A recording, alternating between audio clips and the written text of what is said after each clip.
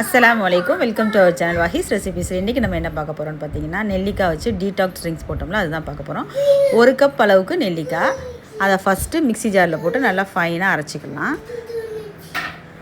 அரைச்சிட்டு இந்த மாதிரி துணி வச்சு ஒரு வடிகட்டி வரும்ல, அதில் போட்டு புழிஞ்சுக்கணும். அப்போ தான் நமக்கு வந்து தண்ணியில் கலக்கி குடிக்கும் போது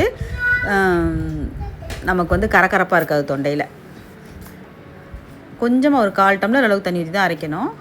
அது கூட 1/4 பங்கு நெல்லிக்காய் போட்டதில் 1/4 பங்கு கருவேப்பிலையும், 1 ஸ்பூன் மிளகு, 1 ஸ்பூன் கல்லுப்பு, 1/4 பங்கு இஞ்சி. இப்போ 200 கிராம் நெல்லிக்காய் எடுத்திங்கன்னா 50 கிராம் இஞ்சி, 50 கிராம் கருவேப்பிலை, அந்த கணக்கு போட்டு அதுக்கும் ஒரு 1/4 டம்ளர் தண்ணி ஊற்றி நல்லா ஃபைன் பேஸ்ட்டாக அரைச்சிடணும். அரைச்சிட்டு அது கூட 1 ஸ்பூன் மஞ்சத்தூள் போட்டுக்கோங்க. அதையும் போட்டு நல்லா அரைச்சிட்டு வடிகட்டிக்கணும்.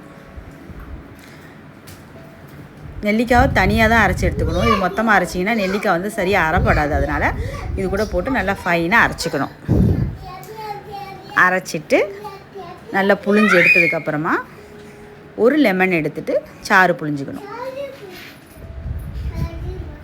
எதுக்குமே மறுபடியும் தண்ணி ஊற்றிலாம் புளியக்கூடாது. ஃபஸ்ட்டு அரைக்கிற அந்த தண்ணி மட்டும்தான் புழிஞ்சு எடுக்கணும். ஒரு லெமனை புழிஞ்சிட்டு நல்லா கலக்கி விட்டுட்டு, இந்த மாதிரி சிலிக்கான் மோல்டு வந்து அமேசானில் கிடைக்கும், வாங்கிட்டு அதில் ஊற்றி வச்சுக்கணும். ஏன்னா இந்த சிலிக்கான் மோல்டு தான் வந்து மூடி போட்டு வருது, அதனால தான் இந்த இது வாங்கியிருக்கேன்.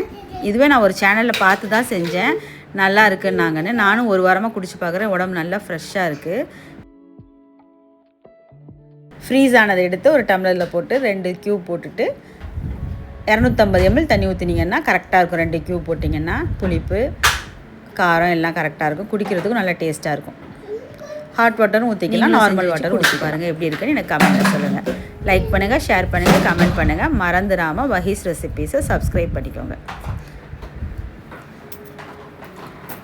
அஸ்ஸலாமு அலைக்கும்.